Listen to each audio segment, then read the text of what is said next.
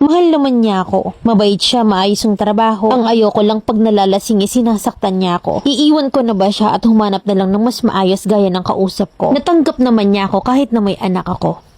May ka-live-in ako at meron kaming isang anak. Nung una, mahal ko yung asawa ko pero nagbago yun simula nang palagi na lang niya akong sinasaktan at binubugbog. Na napakaraming beses na wala naman akong alam na dahilan. Selos siya ng selos kahit na hindi ko naman siya niloloko. Marami kasing nag-chat sa akin na hindi ko naman talaga kilala. At hindi naman ako nagre-reply sa kanila. Kaya yung ka-live-in ko, iniisip niya na niloloko ko siya kahit hindi naman talaga. Kaya simula nun ay nawala na ako ng gana sa kanya. Na halos po ulit-ulit na lang sinasabi niya sa akin na malandi daw ako at kahit na hindi ko naman yun ginagawa sa kanya. Sa 8 taon na pagsasama namin, ngayon ay parang hindi ko na siya mahal. Last 2023 ay may umamin sa akin na gusto daw niya ako at nag-uusap kami ng patago. Mahal na mahal ko rin siya pero hindi ko maiwan yung ka-live-in ko. Kasi hindi ko alam kung anong sasabihin kong dahilan sa kanya. Pero hindi ko na talaga siya mahal at hindi ko alam yung gagawin ko. At hindi ko alam kung sinong pipiliin ko. Mahal na mahal ko na rin yung kausap ko. Alam niya rin na may ka-live-in at anak ako. Pero iba yung pinaparamdam niyang pagmamahal sa akin. Na hindi ko yun nakita sa ka-live-in ko ngayon. Na ang totoo magkakilala silang dalawa pero hindi alam ng ka-live-in ko na nakikipag-usap ako sa iba. Magstay ba ako sa taong lagi akong sinasaktan ng paulit-ulit? Hindi lang isa, dalawa, maraming beses. At sa mukha niya ako sinusuntok na halos mamagana yung mata at mukha ko. Pero pinapalampas ko lang yun dahil na rin sa anak namin at ayoko kaming masira. Na sa tuwing malalasing siya palagi na lang niya akong sinasaktan. Ayokong magulo yung pamilya ko pero ako yung nahihirapan. Hindi ko alam kung ipagpapatuloy ko pa ba yung pakikipag-usap ko sa taong natutunan kong mahalin sa 2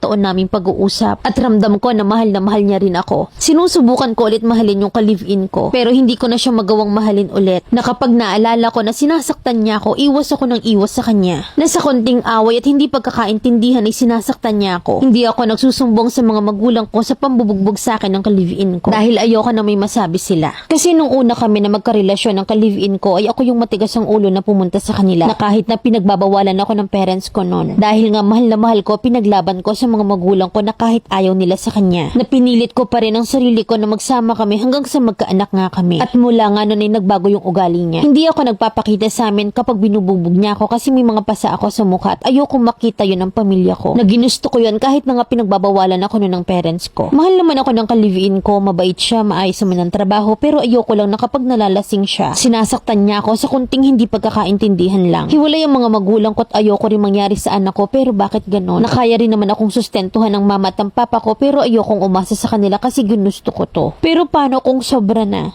Ano ba yung gagawin ko? Kailangan ko lang ng advice. Kung tutuloy pa ba ako sa kanya or iwan na lang at humanap ng mas maayos gaya ng kausap ko. Natanggap ako na kahit na may anak ako. Sana maintindihan mo yung sulat ko, Mami Len. Letter sender, Lerma ng Angeles City.